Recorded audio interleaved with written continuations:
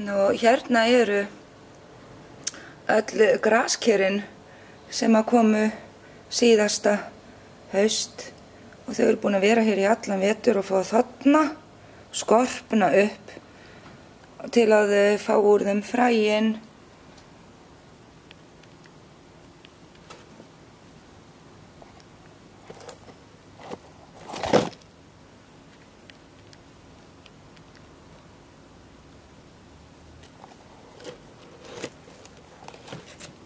Og það er allt fullt af einhverjum flugum hérna líka.